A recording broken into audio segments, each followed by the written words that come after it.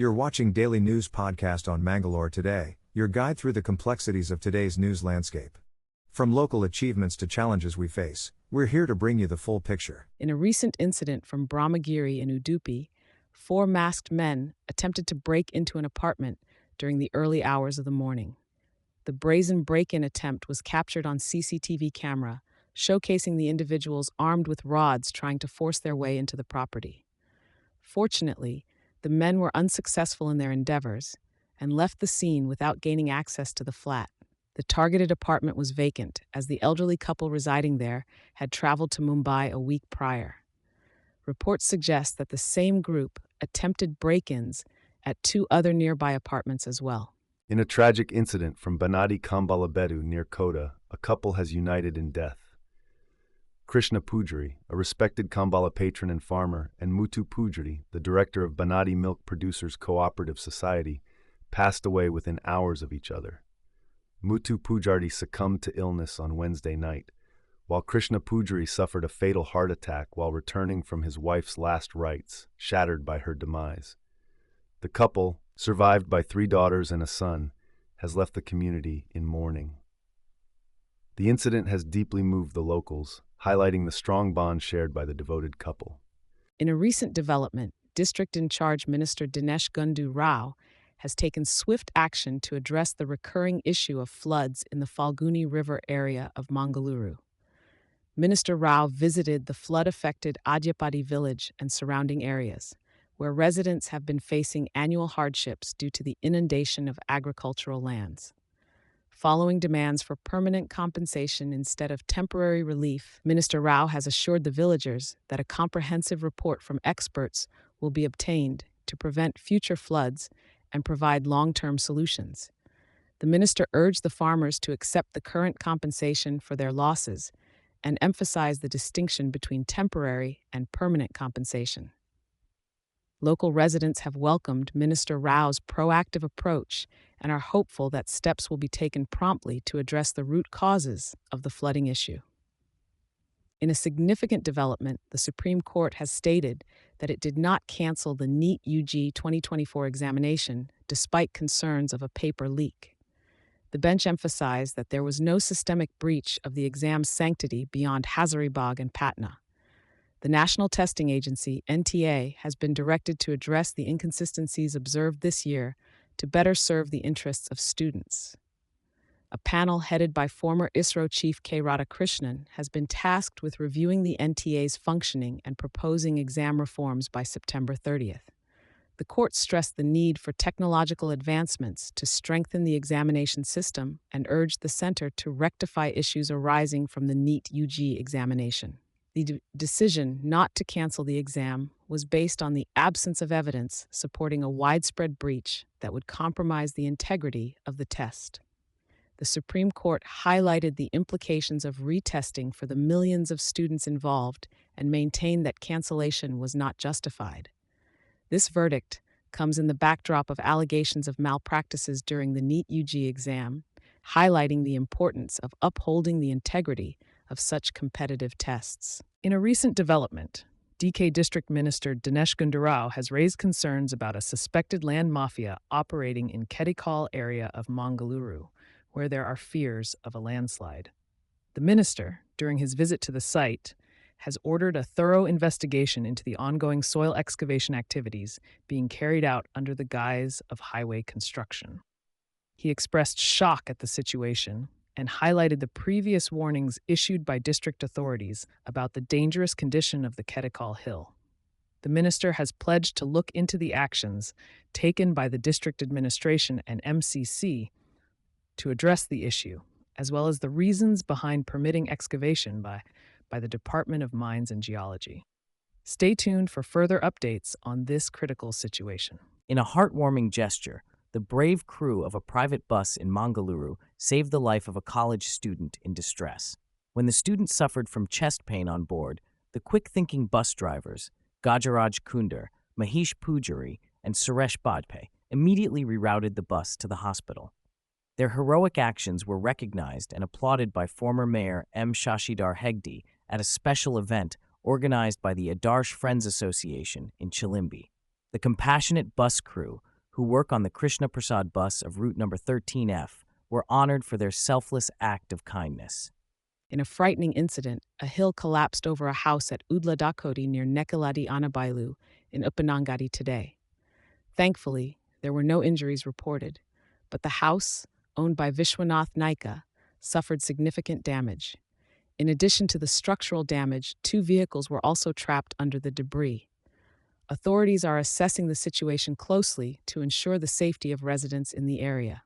In a recent flooding incident caused by heavy rains, over 15 families have been relocated to safer areas along the Belthangadi-Mudbidri State Highway. Mudbidri police, along with local youth, worked tirelessly throughout the night to ensure the safety of the affected residents.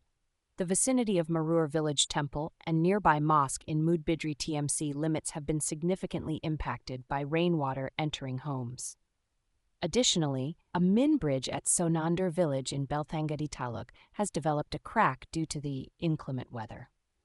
Bus passengers faced a scare as their vehicles got trapped in floodwaters near Vinur Church late last night, prompting a swift response from Vinur police. In a recent development, the district in charge Minister of Mangalore, Denesh Gunda, visited the flood-affected area of Adyapadi in Kandavar Gram Panchayat. The locals shared their struggles due to the annual flooding of the Falguni River, which also impacts surrounding villages. Minister Gunda instructed the Deputy Commissioner to provide compensation to those who lost their crops and ordered an expert report to find a permanent solution to the issue. Deputy Commissioner Mulai Muhilan and ZP CEO Anand K were also present during the visit. Stay tuned to Mangalore today for further updates on this developing story. The Mani-Mysuru National Highway faced a major obstruction with a landslide striking the road at Thenkila on the Puttur bypass road. No vehicles were present when the incident occurred, fortunately. Efforts are underway to clear the road from the debris. Traffic heading to Madikeri and Mysuru can opt for an alternative route through Puttur town. In a significant initiative, former Wayanad MP Rahul Gandhi announced plans for the Congress family to build over 100 houses to aid the landslide victims in Wayanad. After a meeting with district officials and Panchayat representatives alongside Congress General Secretary Priyanka Gandhi Vadra, Rahul Gandhi stressed the urgency of addressing the aftermath of the devastating landslides in Kerala. Expressing concern for the survivors' safety, he emphasized the need for their rehabilitation in secure zones away from the affected areas. Visiting the impacted regions of Churomala and Mundakai, the siblings witnessed the scale of the tragedy firsthand. Describing the landslides as unparalleled in the state's history, Rahul Gandhi vowed to escalate the matter at both the central and state levels, labeling it a national disaster and pushing for a comprehensive action plan to manage the crisis effectively. In a generous gesture towards Indian Olympians, billionaire industrialist Sajan Jindal has announced that every athlete bringing home a medal from the Paris Olympics will be gifted an MG Windsor Carr. The chairman of JSW Group shared this exciting news on social media, stating that our champions deserve the best for their hard work and achievements. The MG Windsor Carr, a collaboration between MG India and JSW Group, takes inspiration from the grandeur of Windsor Castle, embodying elegance and excellence. Indian netizens lauded this initiative, praising Jindal and JSW for their support of Indian sports. Meanwhile, Indian athletes have made their mark in Paris, with 3 medals in shooting events. Manu Bakar created history by winning 2 medals, while Swapnil Kusale secured bronze. Despite some setbacks in boxing and badminton, Team India is showcasing extraordinary talent and sportsmanship at the global stage. Mangalore today brings you the latest update from Air India, as they announced the suspension of flights to and from Tel Aviv in view of escalating tensions in the Middle East. The decision comes amidst the ongoing conflict between Israel and Hamas, resulting in over 35,000 casualties and political fallout in various countries, including Iran, Lebanon, Egypt, Syria, and Jordan. The recent assassination of Hamas political chief Ismail Haniyeh in Tehran has further heightened tensions, with Iran blaming Israel for the attack and calling for a direct retaliation. Air India assures passengers with bookings during this period of a one-time waiver on rescheduling and cancellation charges, prioritizing the safety of guests and crew. Stay tuned to Mangalore today for more updates on this developing situation. In a tragic incident, 18 people from Karnataka lost their lives in landslides at Wayanad in Kerala. The bodies of 5 more victims were identified, bringing some closure to their grieving families. Mandya District Administration is making arrangements to bring back the bodies of 2 victims to their hometown. Meanwhile, efforts are ongoing to locate 7 more missing individuals. In a ray of hope, officials have successfully brought back 12 survivors who were stranded in Wayanad. 35 survivors are still housed in relief camps, including a heart-wrenching story of Mahadevamma, who lost multiple family members in the disaster. Chief Minister Siddaramaiah has reached out to offer support to the survivors during this difficult time. Our thoughts are with the families and loved ones of those affected by this tragedy. In a show of unity, the BJP and JDS in Bengaluru have come together to conduct a padyatra against the alleged Muda scam. Union ministers like H.D. Kumaraswamy, B.Y. Vijayendra, Prahlad Joshi, and Radha Mohandas Agarwal will lead the march from Bengaluru to Mysuru, starting on August 3rd.